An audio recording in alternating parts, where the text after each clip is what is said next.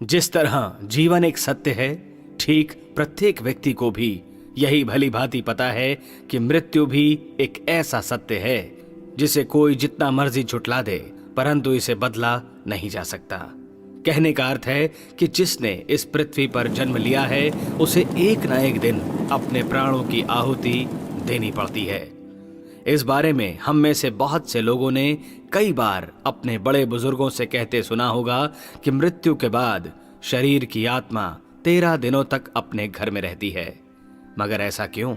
इस बारे में क्या किसी ने सोचा है? अगर नहीं तो चलिए आज आपको इससे संबंधित जानकारी बताते हैं और जानते हैं कि आखिर क्यों मृतक शरीर की आत्मा 13 दिनों तक अपने घर में भटकती रहती है। साथ ही साथ ये भी बताएंगे कि 13 दिनों तक मृतक के नाम का पिंडदान क्यों किया जाता है। बता दें कि गरुड़ पुराण में इस बारे में विस्तार से बताया गया है। गरुड़ पुराण में बताया गया है कि जब किसी व्यक्ति की मृत्यु होती है तो यमराज के यमदूत उसे अपने साथ यमलोक ले जाते हैं। यहां उसके अच्छे और बुरे कर्मों का हिसाब होता है और फिर 24 घंटे के अंदर यमदूत उस प्राणी की आत्मा को वापस घर छोड़ जाते हैं। यमदूत के द्वारा आत्मा को वापस छोड़ जाने के बाद मृतक की आत्मा अपने परिजनों के बीच भटकती रहती है और अपने परिजनों को पुकारती रहती है, लेकिन उसकी आवाज को कोई नहीं सुन पाता। ये देखकर मृत व्यक्ति की आत्मा बेचैन हो जाती है और जोर जोर से चिल्लाने लगती है।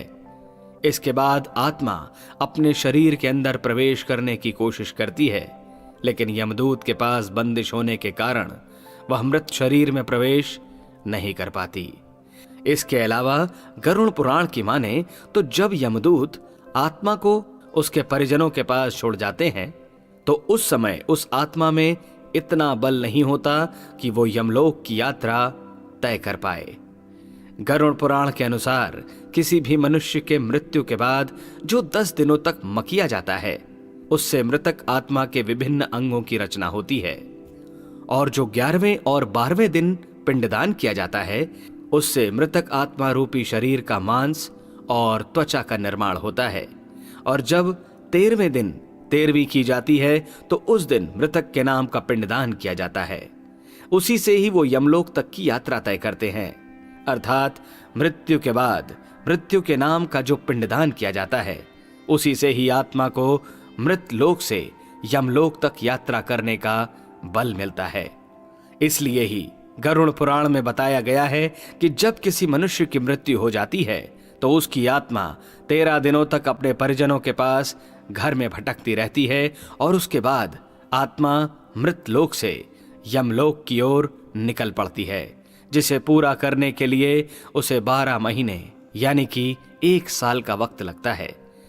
इतना ही नहीं, मान्यता के अनुसार 13 दिनों तक मृतक के नाम का किया गया पिंडदान उसके 1 वर्ष के भोजन के समान होता है। पिंडदान न किया जाए तो क्या होगा? इसके अलावा बता दें, अक्सर लोगों के मन में यह सवाल भी जरूर आता है कि अगर किसी मृत व्यक्ति के नाम का पिंडदान नहीं किया गया तो क्या होता है। तो दोस्तों, आपको बता दें कि इसका भी वर्णन गरुड़ पुराण में किया गया है। जी हां, जिस मृतक व्यक्ति का पिंडदान नहीं किया जाता, यमदूत उसे 13वें दिन जबरदस्ती घसीटते हुए यमलोक की ओर ले जाते हैं और मृतक व्यक्ति की आत्मा को इस दौरान काफी कष्ट उठाना पड़ता है। इसीलिए हिंदू धर्म में मनुष्य की मृत्यु के बाद 13 दिनों तक पिंडदान करना आवश्यक माना गया है। इसके अलावा आपको बता दें कि 13वें दिन परिजनों के द्वारा मृतक व्यक्ति के नाम का जो भोज करवाया जाता है, अगर वह कर्ज लेकर किया जाए तो मृत व्यक्ति की आत्मा को शांति नहीं मिलती।